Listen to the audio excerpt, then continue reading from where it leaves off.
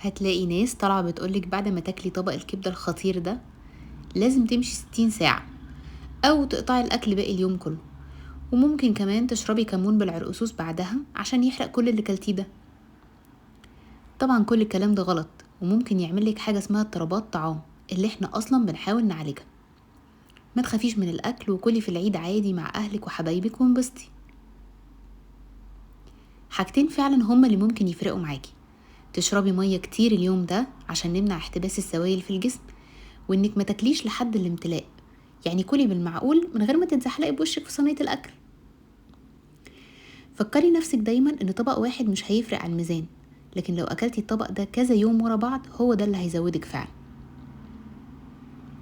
ميكانيزم الجسم مش بتشتغل على عدد السعرات في اليوم الواحد، لا، دي بتبقى على حسب كل فترة. فلو انتي ملتزمة طول الأيام وجيتي يوم أو يومين زودتي سعرات شوية، ده مش هيفرق قوي، بالعكس انتي ممكن تكوني لسه داخلة في عجز السعرات بتاعك وبتخسي عادي جدا. بالمناسبة أنا بعمل أحلى طاسة كبدة اسكندراني ممكن تدوقوها، طريقتها بالتفصيل هسيبها لكم في الكابشن.